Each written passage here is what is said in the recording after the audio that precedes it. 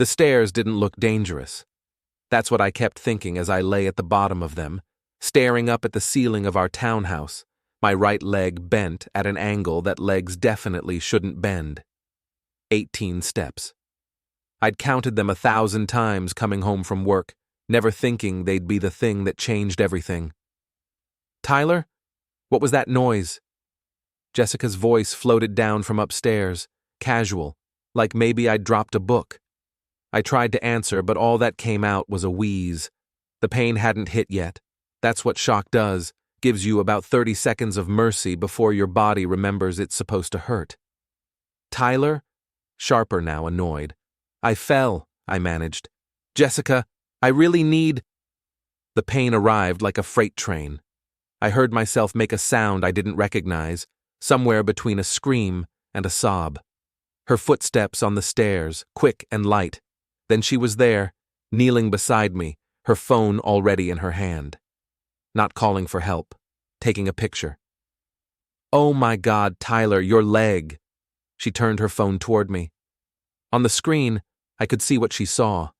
My shin had a new joint where there shouldn't be one. Before we dive deeper into this story, I have one small request.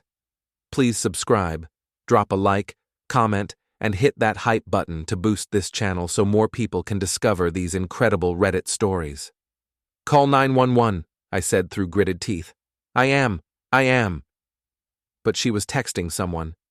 "Just let me tell Amanda real quick, she's been waiting for me to—" "Jessica, please." She looked at me then, really looked at me, and something in my face must have convinced her. She dialed. The ambulance took 14 minutes. I know because I watched every second tick by on the wall clock I could see from where I lay. Jessica held my hand, but she kept checking her phone with the other one. "Is there someone you need to tell?" I asked, trying to focus on something other than the white-hot agony radiating up my leg. "What? No, just group chat stuff, don't worry about it." The paramedics were professional and efficient. They asked me questions. What happened, where does it hurt, on a scale of 1 to 10, while they worked. I told them I'd been carrying a box of Jessica's shoes down to the garage. She'd asked me to take them to Goodwill. The third step from the top was still slick from where she'd spilled body lotion that morning. "You didn't wipe it up?" I asked her while they loaded me onto the stretcher. "I meant to. I was running late for yoga." At the hospital, the X-rays confirmed what we already knew. Compound fracture of the tibia and fibula.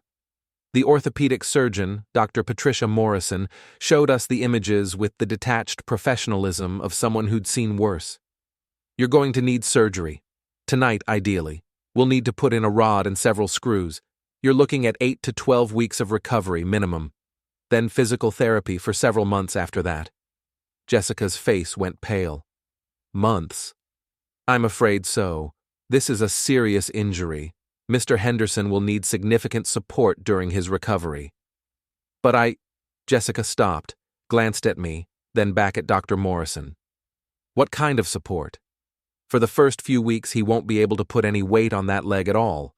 He'll need help with basic daily activities, moving around, preparing meals, that sort of thing." I watched Jessica's expression shift from concern to something else. Calculation, maybe, or frustration. They wheeled me into surgery at 8:30 that evening. Jessica kissed my forehead before they took me back. Her lips were cold. "I'll be here when you wake up," she promised. She wasn't. I came out of anesthesia in stages, swimming up through layers of fog. The first thing I registered was the pain, different from before, deeper, accompanied by a nauseating throb. The second thing was the nurse, checking my vitals. "Welcome back," she said. "Surgery went well. You're going to be just fine." "Where's Jessica?" "Your fiancée? She stepped out about an hour ago. Said she needed to make some calls." 2 hours later, I was in a regular room, leg elevated and wrapped in what felt like 20 pounds of bandages and plaster, when Jessica finally reappeared. She looked tired, stressed, and she was clutching her phone like a lifeline. "Hey," she said, managing a smile. "How are you feeling?" "Like I got hit by a truck. Where were you?" "I had to call my mom, and work, and—" We need to talk. Something in her tone made my stomach drop. What's wrong? She pulled a chair next to the bed, but she didn't sit in it. She stood behind it, gripping the back with both hands.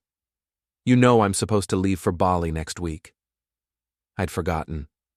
With everything that had happened, it had completely slipped my mind. Jessica and her 3 college friends had been planning this trip for over a year. 2 weeks in Bali, staying at some boutique resort in Seminyak. She'd been talking about it for months. Right, I said slowly. The trip. I've been thinking about it, about what Dr. Morrison said, and I'm still going. I must have misheard. You're what? I'm still going to Bali. Tyler, we paid for this trip almost a year ago. It's non-refundable. That's $3,000 down the drain if I cancel. I just had major surgery. I know that, and I'm really sorry about your leg. But you heard the doctor, you're going to be fine. It's just a broken bone. Just a broken bone. The words hung in the air between us. Jessica, they said I'd need help, that I couldn't do things on my own. Your mom lives 20 minutes away. I already called her. She said she can check in on you. Check in on me? I'm going to need more than check-ins. Her jaw tightened. What do you want me to say, Tyler? That I'm going to give up a trip I've been planning for over a year because you fell down the stairs? That I'm going to lose $3,000 because you didn't watch where you were going? The accusation stung. I fell because you left lotion on the stairs. Don't you dare try to blame this on me! Her voice rose, sharp enough that I saw the nurse at the station outside my door glance over. This was an accident. Accidents happen, but my life doesn't stop because you had one. I'm your fiancé. And I love you. But Tyler, come on. You're being dramatic. It's a broken leg. You're not dying. You'll be sitting around watching TV anyway. What difference does it make if I'm here or in Bali? I couldn't believe what I was hearing. We'd been together for 4 years, engaged for 6 months. I thought I knew her. But the woman standing in front of me, defending her vacation while I lay in a hospital bed, felt like a stranger. You really want to go? It's not about wanting. The trip is already paid for. Amanda and Kelsey and Brooke are all counting on me. I can't just bail. But you can bail on me? Stop being manipulative. This isn't about choosing between you and them. This is about being practical. She softened her tone slightly. Look, I'll have my phone. We can FaceTime every day. I'll only be gone for 2 weeks. By the time I get back, you'll already be getting around better. I looked at her, really looked at her, trying to find some sign that she understood how wrong this was. But all I saw was determination and a hint of defiance. Do what you want, I said finally. Tyler, no, seriously, go, have fun. I'll figure it out. Don't be like that. Like what? Understanding? Supportive? Isn't that what you want? She grabbed her purse from the chair. I'm going home. You need rest and clearly you're not thinking straight right now. We'll talk tomorrow when you're feeling better. She left before I could respond. I watched the door swing shut behind her and tried to process what had just happened. Through the window, I could see the lights of the city, people going about their lives, completely unaware that mine had just shifted in a way I couldn't quite name yet. My phone buzzed. A text from my mom. Jessica called. I'll come by tomorrow morning. Love you. At least someone would. They discharged me the next afternoon. My mom picked me up, helped me navigate the wheelchair, loaded my crutches and pain pills and a binder full of care instructions into her car. Jessica had texted that morning. At work, can't get away. Your mom's got you. Call me later. She's really going to Bali? My mom asked as we drove back to my townhouse. Apparently. Tyler, honey, I don't want to overstep, but... Then don't. She went quiet. My mom, Patricia Henderson, had never particularly warmed to Jessica. She'd never said anything direct, but I'd caught the looks, the careful word choices, the way she'd change the subject whenever wedding planning came up. Now, helping me up the stairs I'd fallen down, she'd brought non-slip strips to install, I wondered if she'd seen something I'd missed. The next few days blurred together in a haze of pain management and frustration. The crutches were harder to use than I'd expected. Everything took 3 times as long. Getting to the bathroom was an expedition. Making coffee required planning and balance. I couldn't carry things while using the crutches, so I had to hop, which the discharge instructions explicitly said not to do. Jessica came by twice. Both times she stayed less than an hour, checking her phone constantly, talking about the trip. "We're staying at this amazing place right on the beach. Amanda found it, and we've got a whole itinerary planned. Temple tours, this incredible spa, beach clubs." I listened from the couch where I'd basically taken up residence, leg propped on pillows, unable to shake the surreal feeling that I was watching our relationship from outside my body. "That sounds great," I said. "You're not still upset, are you?" "Would it matter if I was?" She sighed, the long, suffering sigh of someone dealing with an unreasonable person. "Tyler, we've been over this. I don't know what else you want me to say." "I don't want you to say anything. I want you to do something. Stay. Be here. Act like you care." "That's not fair. I do care. But I also have to think about yourself." "Yeah, I've noticed." She stood up, grabbed her purse. "Call me when you're ready to be reasonable." That was Thursday. She left for Bali on Saturday morning. She didn't come say goodbye in person. She sent a text. "At airport. Flight's boarding soon. I'll message when I land. Try to stay positive. XO." I stared at that text for a long time, at the casual X and O at the end, like we'd just had a normal week and this was a normal trip. Then I set my phone down and tried to figure out how to make breakfast without dropping everything. Physical therapy started on Wednesday. My mom drove me to the clinic, helped me check in, sat in the waiting room reading a magazine while I met with Dennis, my therapist. He was probably 60, built like someone who'd played football decades ago and never quite stopped working out. "All right, Tyler, let's see what we're working with." He examined my leg, still in its cast, tested my range of motion in my ankle and hip. Every movement sent fresh waves of pain through me. "You've got a long road ahead, but we'll get you there. First few weeks are going to be rough, though. No sugarcoating it." He wasn't wrong. The exercises were excruciating. Even the simple ones, ankle pumps, quad sets, hip flexion, left me sweating and nauseous, and this was just the beginning. The real work wouldn't start until the cast came off. In the car afterward, my mom asked how it went. "Great," I lied. "Really great." She squeezed my shoulder, but didn't push. That evening, Jessica posted her first Instagram story from Bali. I wasn't planning to look, but Amanda had tagged her in something and it popped up in my feed. The video showed Jessica and her friends at some beachfront restaurant, drinks in hand, sunset painting the sky orange and pink behind them. Jessica was laughing, head thrown back, her hair catching the wind. She looked happy. Really, genuinely happy. The caption, "Paradise found with my favorite people." I watched it 3 times before forcing myself to close the app. Over the next few days, the posts kept coming. Jessica at a temple, wearing a sarong, looking serene and spiritual. Jessica at a beach club, dancing in a bikini. Jessica getting a massage, captioned, "Much needed relaxation." Jessica at a waterfall, arms spread wide like she was embracing the world.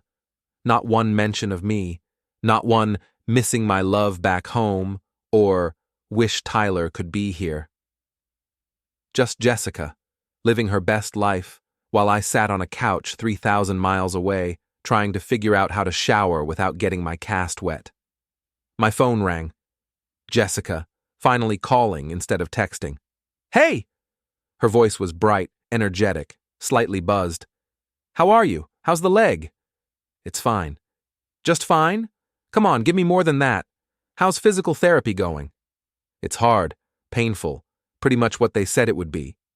"That sucks, but you're tough. You'll get through it."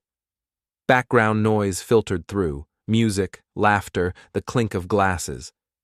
"We're at this amazing place right now. You would not believe the view. Kelsey's trying to convince the bartender to make her this drink that's not on the menu. Jessica. Yeah? Are you drunk? A pause. What? No. I mean, I've had a couple drinks, but we're on vacation. Don't be like that. Be like what? Judgmental, controlling. I'm just having fun with my friends. I'm not being controlling. I'm sitting here alone in pain, unable to take care of myself properly while you're partying in Bali. Oh my God, Tyler. Again with this? We talked about it. We agreed. You decided. I just stopped fighting you on it. Whatever. Her voice had gone cold. I didn't call to get into another fight. I called to check on you because I care, but if you're going to be like this, then what?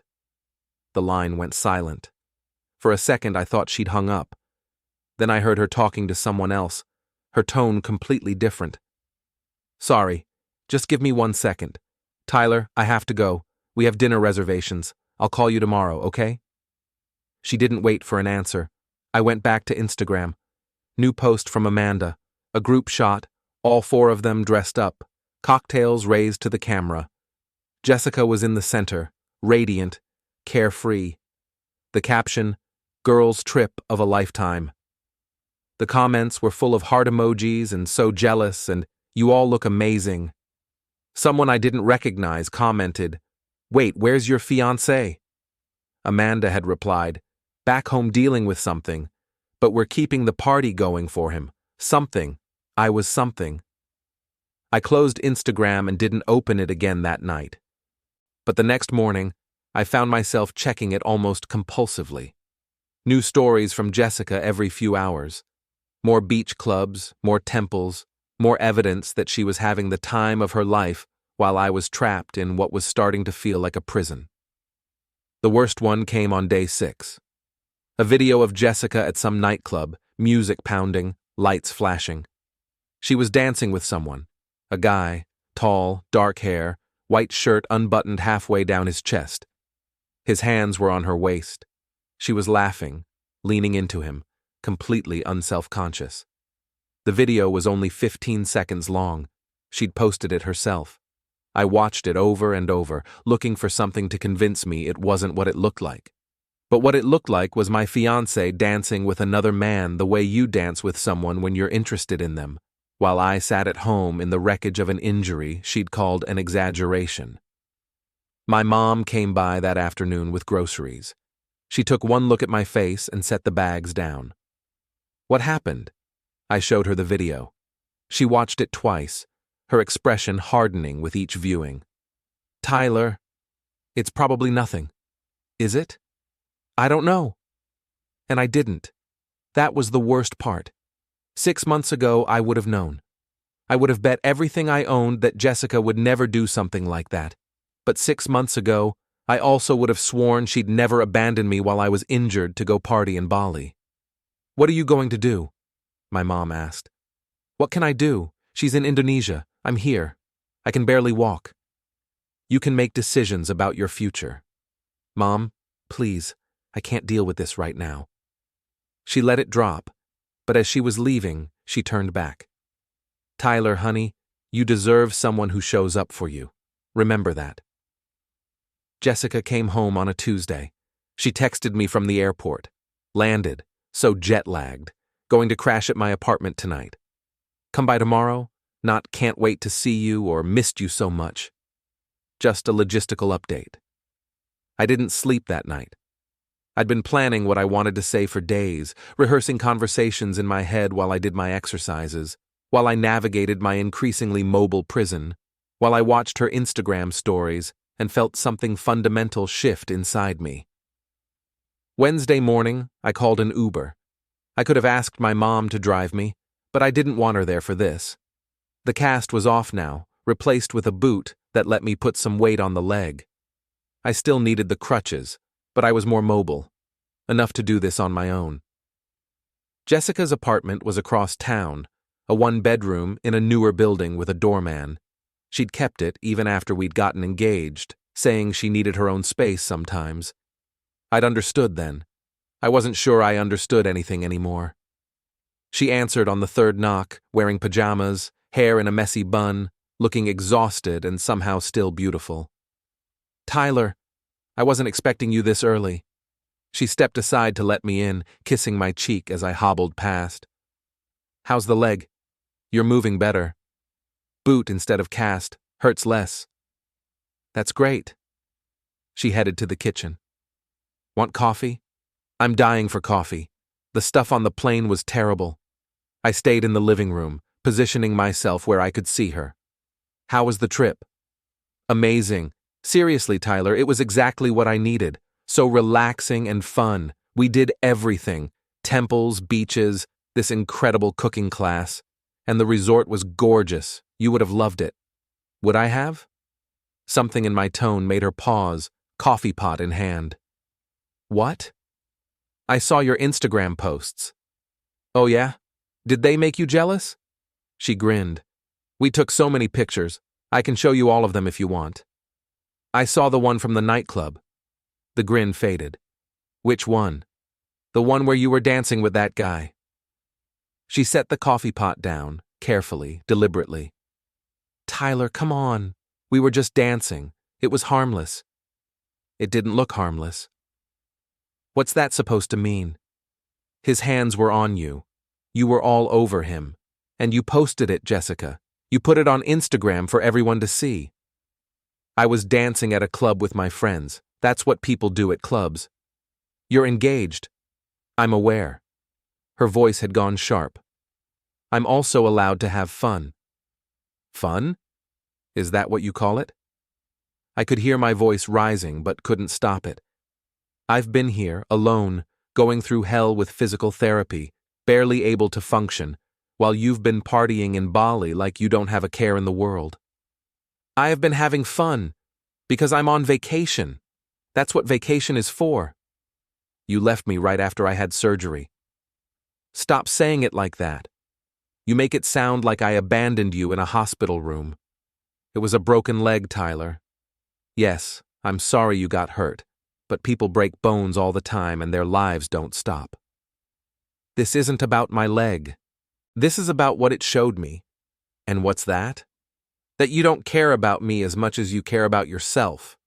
She laughed, sharp and bitter. "That's rich coming from the guy who's been guilt-tripping me for 2 weeks straight. Do you know what it's been like? Every time I posted anything, every time I tried to enjoy myself, I had to worry about you sitting at home judging me." "I wasn't judging you. I was hurt. There's a difference. You were manipulative, making me feel bad for having a life." "Having a life? Jessica, I almost asked you to marry me because I thought we were building a life together. But the second things got hard. The second I needed you, you were gone." "That's not true. Isn't it? Be honest. If our positions were reversed, if you'd been the one who fell, would I have gone to Bali?" She opened her mouth, then closed it. In that hesitation, I had my answer. "I need to know something," I said. "That guy in the video. Did anything happen? Define anything." "Jessica. We kissed, okay? Once. We were drunk, and it was just a kiss, and it didn't mean anything." The room tilted. I reached for the wall to steady myself, my legs screaming in protest at the sudden movement. "You cheated on me." "I didn't cheat. It was a meaningless kiss in a foreign country that I'll never see again." "We're engaged." "We're engaged, not married. And it was one kiss. One. You're acting like I had an affair. You kissed someone else while I was home recovering from surgery. How is that not an affair?" "Because it wasn't." God, Tyler, do you hear yourself? You're being completely irrational about this." "I'm being irrational? You abandoned me, partied for 2 weeks, cheated on me, and somehow I'm the problem?" "Yes." She threw her hands up. "Yes, you're the problem. Because you're trying to make me feel guilty for living my life. You want me to be miserable just because you are." "I want you to care." "I do care, but I also care about myself, and I'm not going to apologize for that." We stared at each other across the apartment, and I saw it clearly for the first time. We were done. Maybe we'd been done the moment I fell down those stairs, Or maybe the cracks had been there all along and the fall had just revealed them. Either way, there was no coming back from this. "I think we should call off the wedding," I said. She didn't argue. She didn't cry. She just nodded, slowly, like she'd been expecting this. Probably for the best. "The ring, keep it. Sell it. I don't care." She turned back to the coffee maker, and I realized she was dismissing me. Was there anything else? There was so much else. 4 years of else. But none of it mattered anymore. "No," I said. "I think we're done here." I left her apartment and didn't look back. 3 days later, I was back at physical therapy when my phone buzzed. Unknown number. "Mr. Henderson, this is Detective Barnes with the city police. I'm calling regarding an incident at your residence. Do you have a few minutes to talk?" My first thought was burglary. My second was fire. What I wasn't expecting was what he actually said. "We received a report about your injury, the fall that occurred on November 3rd. I'd like to ask you a few questions about it." "I don't understand. Who made a report?" "I'm not at liberty to say. But there are some concerns about the circumstances of your accident. Would you be willing to come in and make a statement?" I looked at Dennis, who was watching me with concern.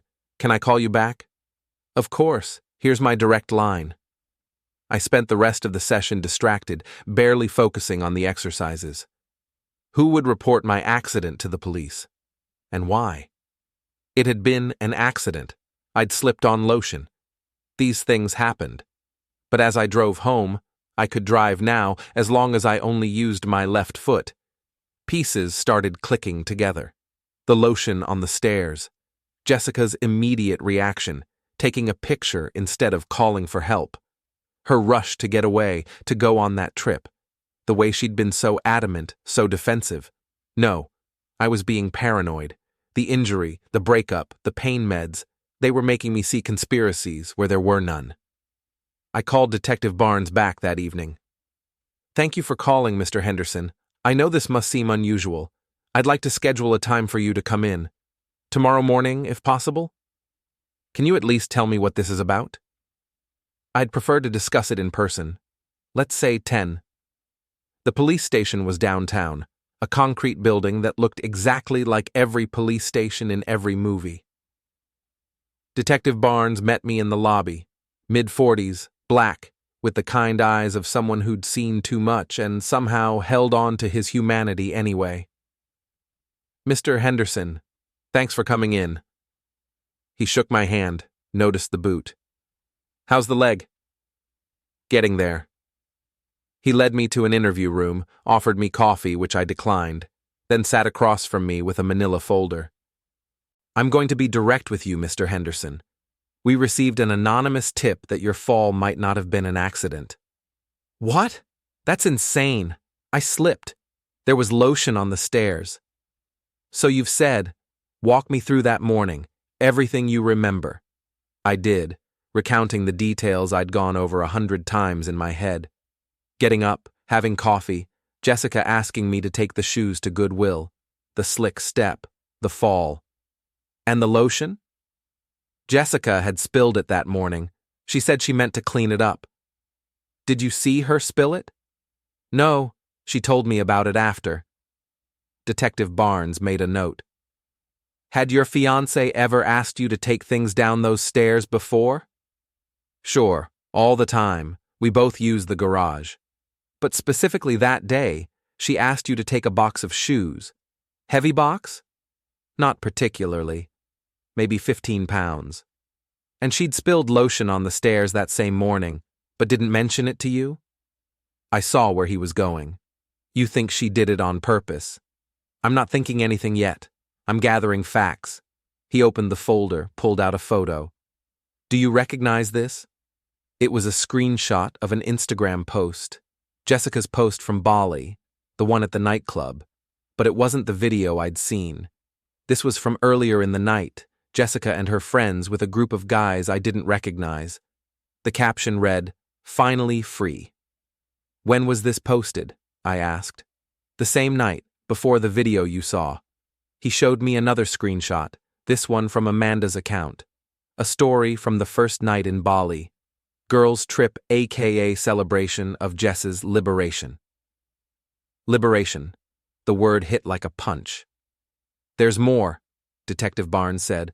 We pulled your fiancée's phone records.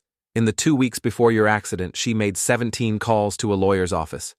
Bradford and Associates. They specialize in family law. She was calling a divorce lawyer? We're not even married. No, but you're engaged. You live together. In this state, that creates certain legal complications regarding shared assets. He pulled out more papers. Your townhouse, you bought it 3 years ago, correct? Yes. And your fiancée moved in about 6 months later? 8 months. But her name isn't on the deed. No, we talked about adding her after the wedding. How much equity do you have in the property? I had to think about it. Maybe $80,000. I put down 30%, been paying the mortgage for 3 years. That's significant money. And if you were married and then divorced, she'd have a claim to it. But if you broke up before the wedding... He let the implication hang. She wanted me to end things, I said slowly. That's why she went to Bali. Why she was so insistent about going. She wanted me to break up with her. That's one theory. But the lotion, you think she left it there on purpose, hoping I'd fall? Mr. Henderson, I've been doing this job for 19 years. I've seen a lot of creative approaches to getting out of relationships. Usually people just cheat and get caught, or pick fights until the other person leaves. But sometimes, particularly when there's money involved, they get more creative. She tried to hurt me for money? I'm saying it's a possibility we need to investigate. The timing is suspicious. The lawyer calls, the insistence on the trip, the immediate social media presence suggesting celebration rather than concern. And then there's this. He showed me one more screenshot. A text message exchange dated the day after my surgery. Jessica to Amanda. He's fine. They fixed his leg. Now I just have to wait it out. Amanda's response. 2 weeks and you're free. Hang in there. I read it 3 times. You have her text messages? We got a warrant this morning, based on the initial tip and what we found in her phone records. Mr. Henderson, I need to ask you something, and I need you to be honest. Do you think your fiancé intentionally caused your fall? Did I? Looking at the evidence laid out in front of me, it seemed impossible. But then again, a month ago, I would have said it was impossible that Jessica would leave me right after surgery to party in Bali. I would have said it was impossible she'd cheat on me. I'd been wrong about a lot of things. I don't know, I said finally. But I'd like to find out. Detective Barnes explained the process. They'd need to search my townhouse, specifically the stairs. They'd need to interview Jessica, which meant I couldn't tell her about any of this. They'd need my medical records, the 911 call, statements from the paramedics and hospital staff. This could take weeks, he said. Maybe months. Are you prepared for that? What happens if you find evidence she did it intentionally? Depends on what we find and what the DA thinks they can prove. Could be anything from reckless endangerment to assault. If we can prove intent and premeditation, possibly attempted manslaughter. Attempted manslaughter.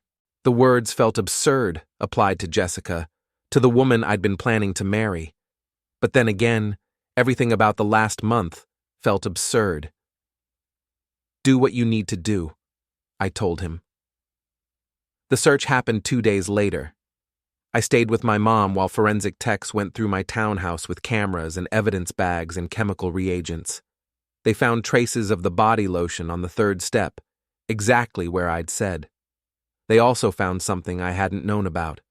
Scratches on the step's edge, fresh ones, consistent with someone scraping away the anti-slip strips that had been there. They were removed recently, the tech told Detective Barnes in my presence. Within days of the incident. You can see where the adhesive was disturbed. I'd installed those strips myself when I bought the place. Jessica had complained they were ugly, but I'd insisted, said they were a safety feature. She'd stopped mentioning them after a while. I'd assumed she'd gotten used to them. Apparently, she'd just gotten patient. They interviewed the neighbors. Mrs. Park from 2 doors down remembered seeing Jessica leave that morning, before I fell. Remembered because Jessica had been carrying a large gym bag, which was unusual. When they asked what time, Mrs. Park checked her ring camera. 7:45. I'd fallen around 8:30. The lawyer confirms she called him, Detective Barnes told me a week later. We were meeting at a coffee shop somewhere public and neutral. Multiple times. She was asking about asset division, specifically about real estate owned by one partner before cohabitation. She was planning to leave me. And she was worried about leaving with nothing. The lawyer advised her that without marriage, she had no claim to your property. She asked about other options. What other options? That's where it gets interesting. He claims he told her the only way she'd have a claim was if you were married, or if there were extenuating circumstances, like if she'd been caring for you during an injury or illness, which could potentially establish her as a domestic partner in the eyes of the court. The pieces fell into place with sickening clarity. She needed me injured, needed to establish herself as my caretaker before she left. That's the theory. But here's the problem. It's circumstantial. The lotion, the removed safety strips, the lawyer calls, the suspicious timing, it all looks bad.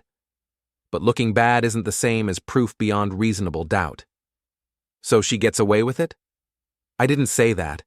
We're still building the case, but I wanted you to know where we stand. I left the coffee shop and drove aimlessly, trying to process everything. Jessica had tried to hurt me. Maybe not to seriously injure me. Maybe she'd just hoped for a sprained ankle or something minor.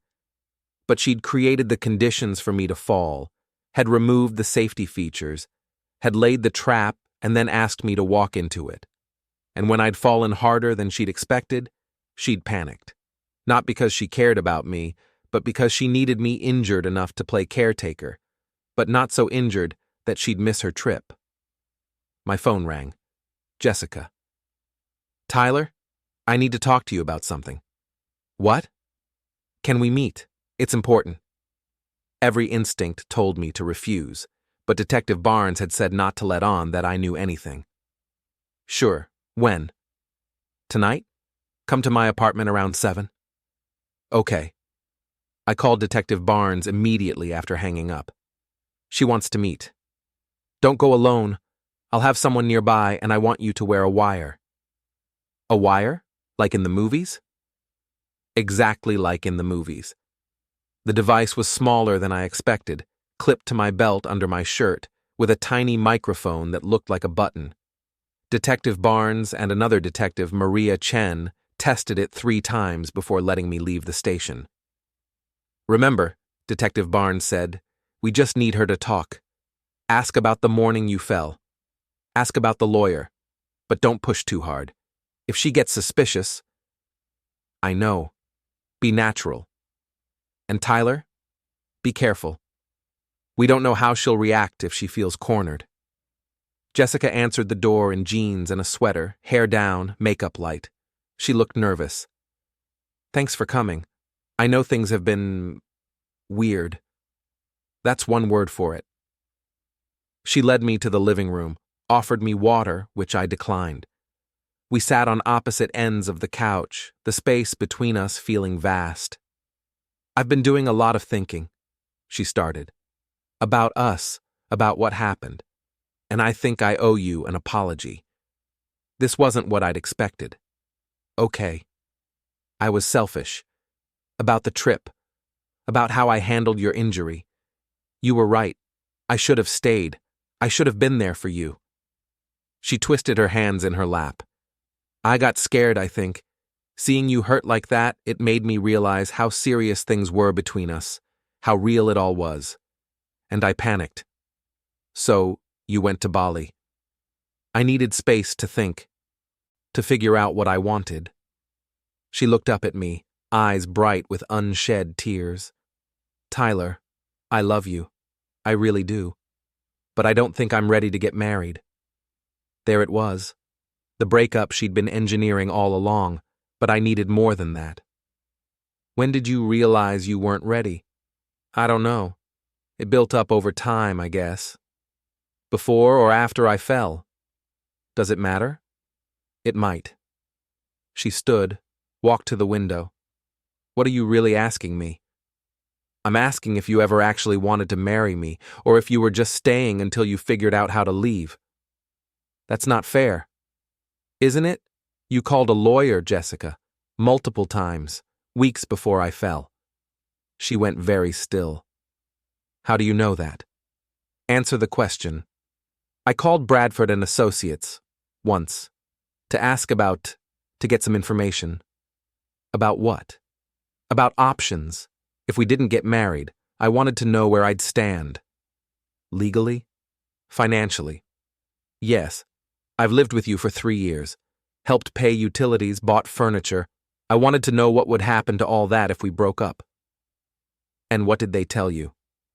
That without being married, I had no claim to anything.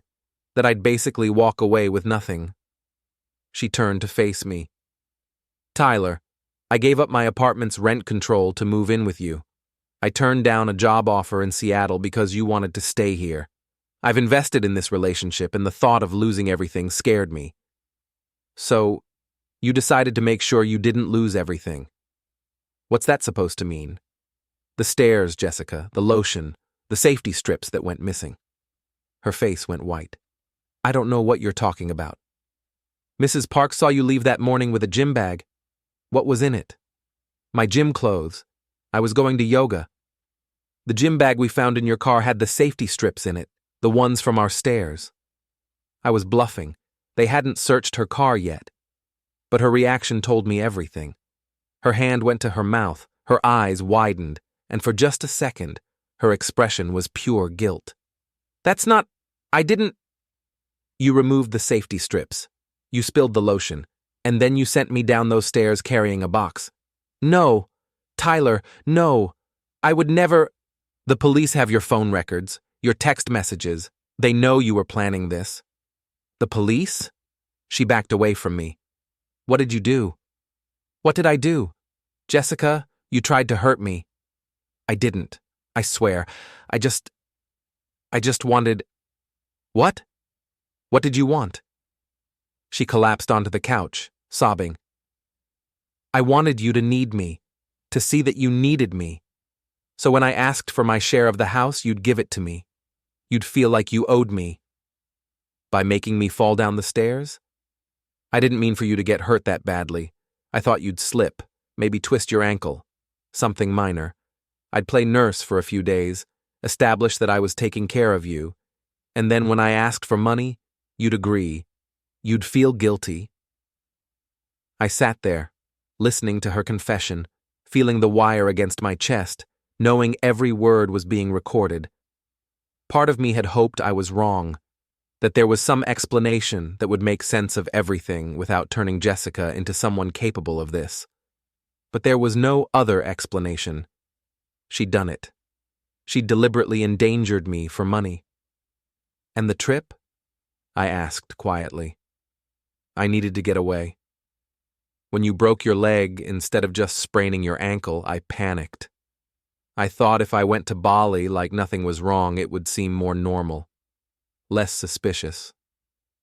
You posted videos of yourself partying while I was in the hospital. I know how it looks.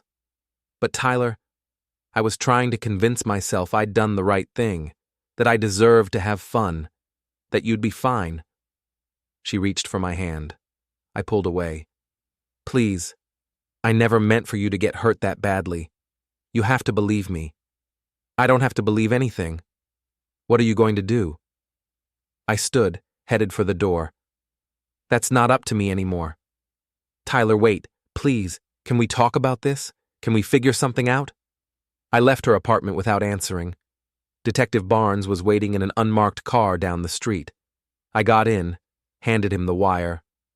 How much of that did you get? He held up a recorder, a smile spreading across his face.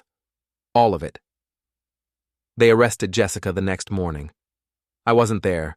Detective Barnes thought it would be better if I kept my distance. But I saw the news coverage later that evening. Jessica being led out of her apartment building in handcuffs, reporters shouting questions, her face a mask of shock and disbelief. The charges were serious. First-degree reckless endangerment, assault with intent to cause injury, and attempted fraud. The DA was aggressive, possibly because the case had gotten media attention. Woman allegedly injures fiancé for money was the headline that ran in every local outlet. My phone didn't stop ringing. Friends I hadn't talked to in years, distant relatives, former co-workers, everyone wanted to know if it was true, if Jessica had really done it. I stopped answering after the first dozen calls. My mom came over that night with Thai food and concern. "How are you holding up?" "I don't know. Some minute I'm angry, the next I'm just sad." "You're allowed to be both." We ate in silence for a while, and then she said, "I never liked her." "I know, but I never thought she was capable of something like this. I'm sorry, Tyler. I'm sorry you went through this." "She confessed," I said. "She admitted she did it. And the crazy thing is she still seems to think she's the victim, like she was justified because she'd invested in our relationship." People are good at convincing themselves they're right, especially when they're wrong. The trial was set for 4 months out. Jessica's lawyer argued for bail, which was granted over the prosecutor's objections.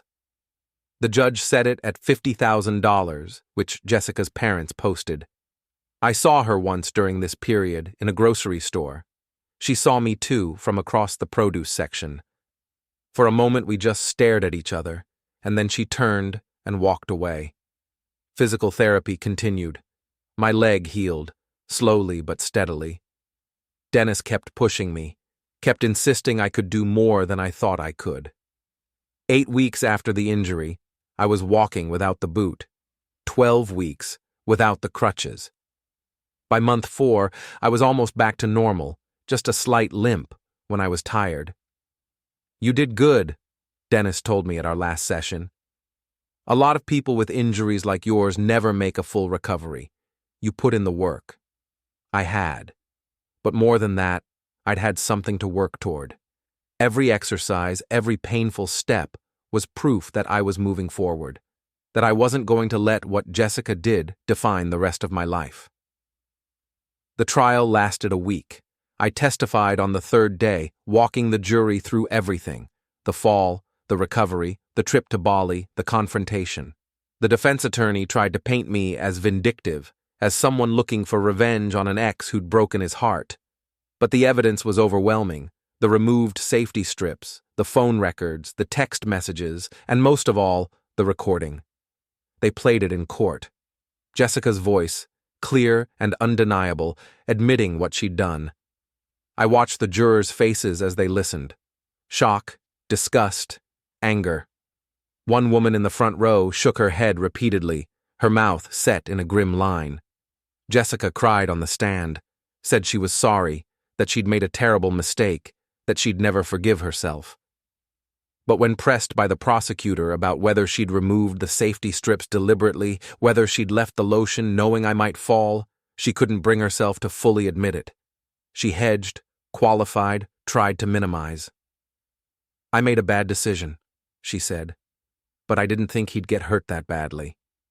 "But you knew he might get hurt," the prosecutor pushed. Yes, I suppose I did." The jury deliberated for 3 hours, guilty on all counts. The sentencing hearing was 2 weeks later. The judge was a woman in her 60s, who'd been on the bench for 20 years. She looked at Jessica with something like pity. "Ms. Turner, what you did was calculating and cold. You deliberately endangered someone you claimed to love for financial gain. The only reason Mr. Henderson wasn't hurt worse is luck, not any restraint on your part." She paused. "However, I also note that you have no prior criminal record, that you've expressed remorse, and that Mr. Henderson has made a full recovery. Taking all of this into account, I'm sentencing you to 3 years in prison, with the possibility of parole after 18 months. Jessica's mother wailed from the gallery. Jessica herself just slumped in her chair, like someone had cut her strings. I felt nothing. Not satisfaction, not vindication, not even pity. just a profound emptiness. 6 months after the trial, I sold the townhouse. Too many memories, too many ghosts. I found a condo across town, modern and sleek, on the 5th floor with an elevator. No stairs to worry about. The money from the sale, combined with what I got back from the engagement ring and wedding deposits, was enough to make a fresh start. I thought about moving out of state, starting completely over, but my mom was here and my job was here, and running away felt like letting Jessica win somehow. So I stayed. I rebuilt. Physical therapy had taught me something about recovery. It's not linear. Some days you feel strong, like you can conquer anything. Other days you wake up and the pain is back, reminding you of what you've been through. But you keep going. You do the exercises, you put in the work, and slowly, gradually, you get better. That's what I did with my life. I went to therapy, the emotional kind this time. Talked through the betrayal, the trust issues, the anger. My therapist, Dr. Raymond, was patient and insightful. "You're allowed to be angry," he told me. "What Jessica did was a profound violation, but holding on to that anger forever will only hurt you. I'm not sure I know how to let it go." It's not about letting go. It's about choosing what you carry forward. I started dating again, cautiously, about a year after the trial. Coffee dates. Nothing serious. I was honest with women about what had happened, figuring if they couldn't handle my history, they weren't right for me anyway. Most understood. Some even had their own stories of betrayal and recovery. I met Rachel at a charity run I'd signed up for on a whim. She was running to raise money for a children's hospital. I was running to prove to myself that I could, that my leg was truly healed, that I was more than what had happened to me. We started talking at the water station around mile 4. By mile 8, I'd gotten her number. By our 3rd date, I'd told her about Jessica. "That's terrible," she said, her hand finding mine across the table. "But it's also not who you are now." Sometimes I worry that it is, that I'll never be able to trust anyone completely again. Trust is built, Tyler.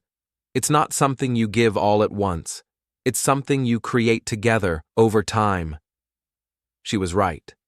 And over the months that followed, we did build trust. Slowly, carefully, honestly. She met my mom, who approved immediately. I met her family, who welcomed me without judgment or pity. We built something real. 2 years after the trial, I got a letter. Prison mail, Jessica's name in the return address.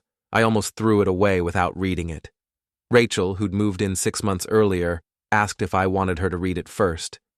"No," I said. "I should do it." The letter was short. "Tyler, I don't expect you to respond to this. I don't expect forgiveness. I just wanted you to know that I've spent every day since the trial thinking about what I did, about who I became.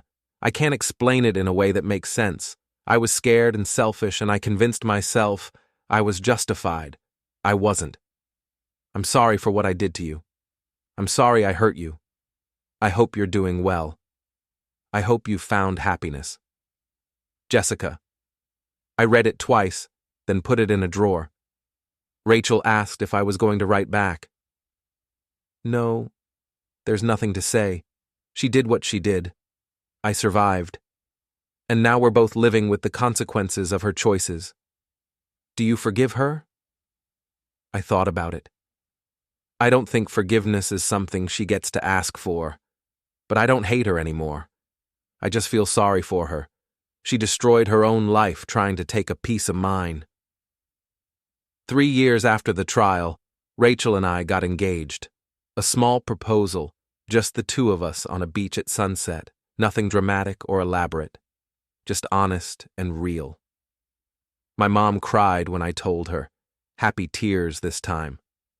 "I'm so glad you found each other," she said. "Me too." We got married 6 months later in my mom's backyard, 30 people we loved, no drama, no complications. During the vows, when the officiant asked if anyone objected, Rachel and I looked at each other and laughed. Because this was nothing like before. This was built on truth and trust, and the kind of love that shows up when things get hard. At the reception, one of Rachel's friends asked how we met. "At a charity run," Rachel said, squeezing my hand. "Tyler was proving something to himself. I was just lucky enough to be there when he did." It wasn't the whole truth, but it was true enough.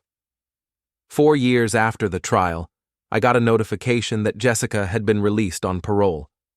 I felt a brief spike of anxiety, quickly followed by calm. She was out, but she wasn't my problem anymore. She wasn't my anything. Rachel was pregnant by then, just starting to show. We were preparing the second bedroom in our house, a real house now, with a yard and a dog and all the ordinary happiness I'd once thought I'd have with Jessica, but which felt completely different with Rachel.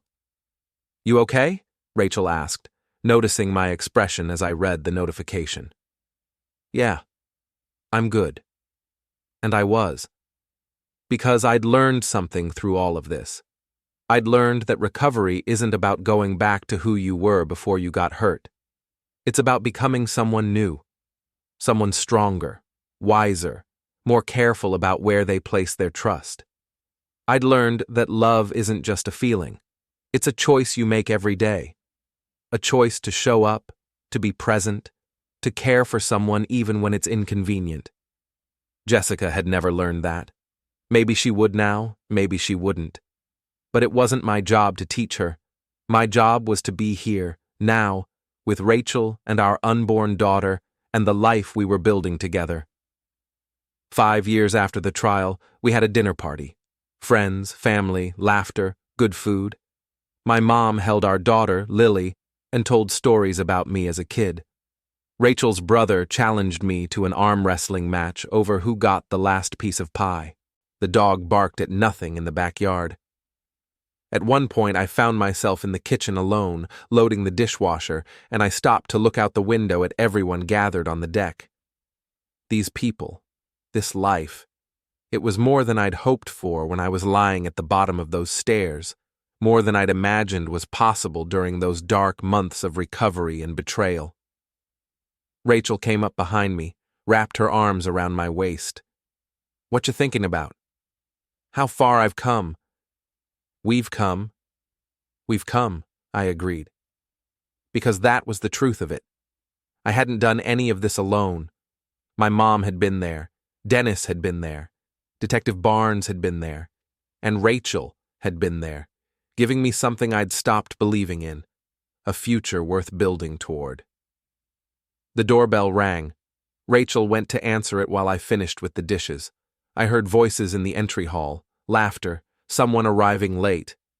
Just another evening in a life full of ordinary moments and extraordinary gratitude. I dried my hands and headed back to join the party, leaving the past where it belonged. Behind me, a scar that had healed into strength. 6 months after our dinner party, on a Tuesday morning in late September, I was dropping Lily off at daycare when I saw her. Jessica. She was standing across the street at a bus stop, wearing clothes that looked too big for her frame, her hair pulled back in a simple ponytail. She looked older, tired, like someone who'd been carrying weight for too long. Our eyes met for just a moment. I saw recognition flash across her face, followed by something that might have been shame or regret or just exhaustion. She looked away first, studying the ground at her feet. I could have kept walking. Should have, probably. But something made me stop. "Lily, sweetheart, can you wait here with Miss Jennifer for just 1 minute?" I asked the daycare director. "Of course, Tyler." I crossed the street, my heart beating faster than it should have. Jessica watched me approach, her shoulders tensing. "Tyler," she said quietly, I wasn't following you or anything. I live a few blocks from here now. This is just my bus stop." "I believe you." We stood there in awkward silence. Up close, I could see the changes more clearly. Lines around her eyes that hadn't been there before.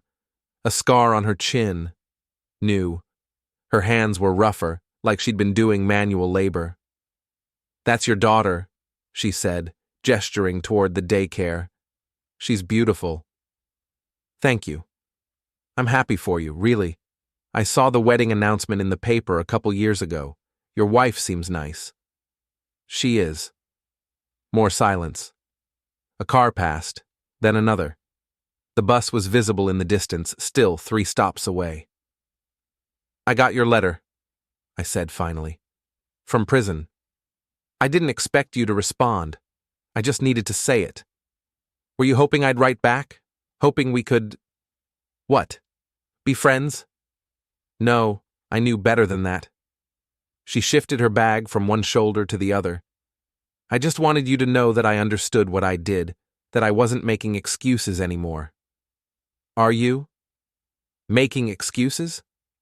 Understanding what you did.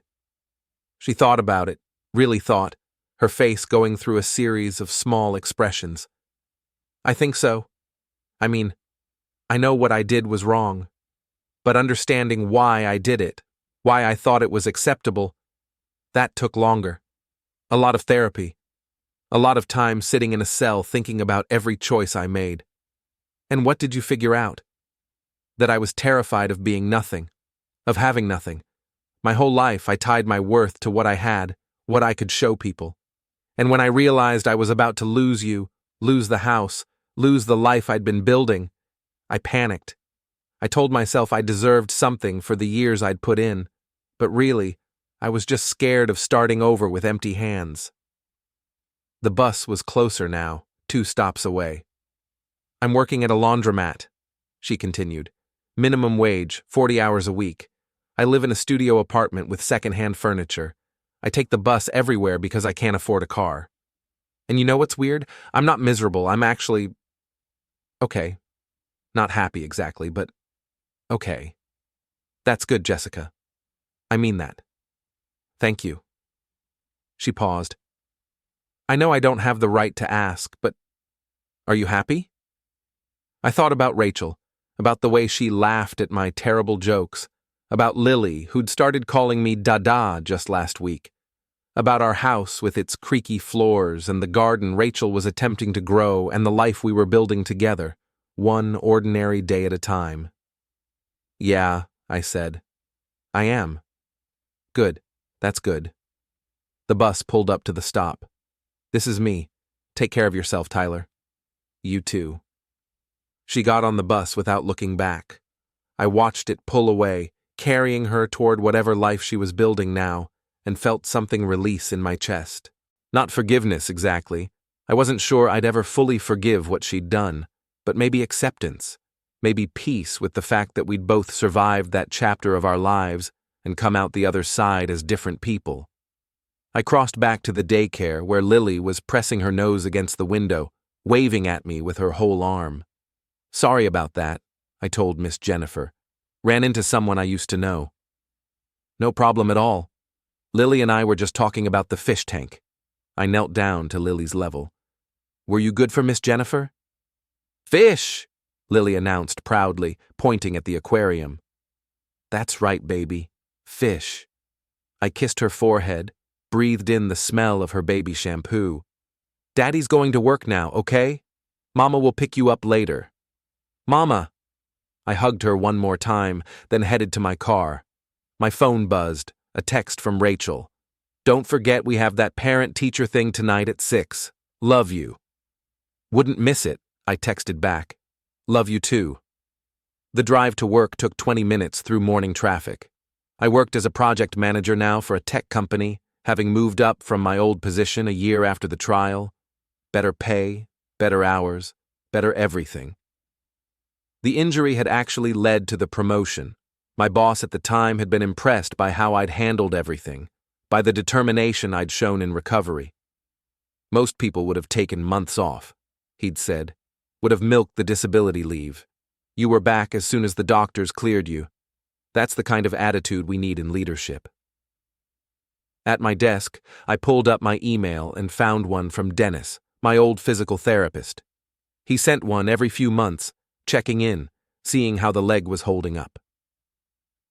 Tyler, hope you're well. Just wanted to remind you to keep up with the stretches, especially as the weather gets colder. Old injuries have a way of reminding us they're there. How's that beautiful daughter of yours? Dennis. I wrote back. Leg's good. Daughter's perfect. Thanks for everything you did. Couldn't have done it without you. And I meant it. Dennis, my mom, Detective Barnes, Rachel, they'd all been part of my recovery in different ways. They'd all shown me that when one person tries to tear you down, there are usually a dozen others ready to help build you back up. Lunchtime came and went. I had a sandwich at my desk, reviewed some project timelines, called Rachel to confirm she'd remembered to pack Lily's extra clothes for daycare. Normal, boring, beautiful routine. At 3 o'clock, Detective Barnes called. We'd stayed in touch over the years, occasionally meeting for coffee or lunch. Tyler, hey, got a minute? Sure, what's up? Just wanted to give you a heads up. Jessica's parole officer contacted me. Apparently she ran into you this morning. Yeah, at a bus stop near Lily's daycare. It was fine. We talked for maybe 2 minutes. She reported it to her PO as required. Said it was coincidental that she didn't seek you out. She didn't. It really was just chance. Good. I figured, but I wanted to check. How are you doing? Seeing her couldn't have been easy. Honestly, it was easier than I expected. She looked different, smaller somehow. Prison does that to people, either makes them harder or humbles them. Sounds like it humbled her. Maybe. I hope so, anyway. You're a good man, Tyler. Not everyone would wish well for someone who hurt them like that. After we hung up, I sat at my desk for a while, thinking about that encounter, about how I'd felt nothing when I saw Jessica. No anger, no pain, no desire for revenge or vindication. Just a kind of distant curiosity about how she'd ended up where she was. That's how I knew I'd truly moved on. Not because I'd forgiven her, but because she didn't matter anymore. She was just someone I used to know, someone who'd hurt me once but no longer had any power over my life. At 5:30, I packed up and headed home. Rachel was already there with Lily, both of them in the kitchen. Rachel was attempting to cook dinner while Lily banged on a pot with a wooden spoon. How was your day? Rachel asked, kissing me hello. Interesting. Ran into Jessica this morning. Her hands stilled on the cutting board. Are you okay? Stanislava, 19/12/2025, 10:39. Yeah, actually, I am. It was weird, but not bad. We talked for a minute, and then she got on her bus, and that was it. Do you want to talk about it? Not really.